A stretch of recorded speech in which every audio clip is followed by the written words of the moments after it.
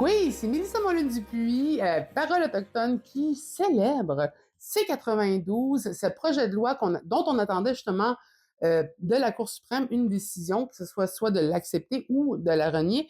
Et elle a été acceptée à l'unanimité. C-92, c'est une grosse décision parce que c'est un projet de loi qui touchait, ben maintenant c'est une loi, qui touchait les enfants, les jeunes, les familles, les communautés autochtones. On peut maintenant faire des lois.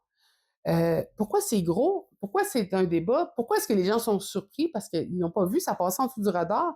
Eh bien, parce que nous autres, on était accrochés à nos téléphones, accrochés justement à la décision de la Cour suprême qui s'en venait, parce que ça se passe toujours en Cour suprême pour les communautés. Et moi, je m'attendais à ce que, pour apaiser la province, ça passe pas, mais non, ils m'ont surpris, c'était à l'unanimité.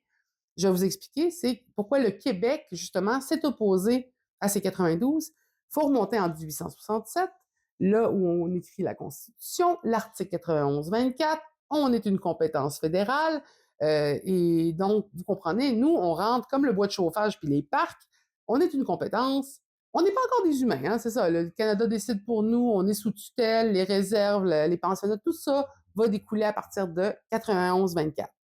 On avance dans le temps, on se rend en 1982, l'article 35, on reconnaît les droits ancestraux des communautés autochtones, ça change de la game. Là, on s'en va tout le temps en Cour suprême parce que c'est toujours une question à la pièce. Hein? T'as-tu le droit de pêcher? T'as-tu le droit de chasser? T'as-tu le droit d'exister? Fait que tout ça se décide en Cour suprême à partir de 1982. On est toujours rendu là. C'est pour ça qu'on attendait ces 92. On avance encore dans le temps, là. Puis vous allez comprendre pourquoi après. C'est la commission Vérité-Réconciliation, les appels à l'action, la réconciliation, tout ça, c'est un engagement du fédéral aussi, puis des provinces aussi, de pouvoir faire la réconciliation avec les communautés autochtones. On avance, c'est UNDRIP, là c'est la Déclaration des droits des peuples autochtones. Le Canada, après s'y être opposé, avoir fait des petites manipulations par en arrière, même des fois, tu mets coude à coude avec l'Australie pour pas que ça passe, bien, le reconnaissent et maintenant, c'est reconnu. Donc, on part de 1867. On n'est pas des humains, là. On est du bout de chauffage et des parcs, là. On arrive 1982. Ah, d'un coup, on est des humains qui existaient avant, justement, le Canada. Et on a des droits liés à ça. La Commission Vérité et Réconciliation, tout ça, ça amène justement une reconnaissance que 1867, ça a créé une pléthore de problématiques, trop de problèmes, parce que les pensionnats, le 60 Scoop, justement, la surreprésentation dans la DPJ puis les services liés à l'enfance, c'est lié justement aux décisions à partir de 1867. Donc, aujourd'hui, on est pogné à, ben justement, ramasser les pots cassés et essayer de réparer la relation. Et c'est là où là, le Québec a fait une décision plutôt pas populaire en disant non, nous, c'est 92, ça touche justement aux compétences provinciales.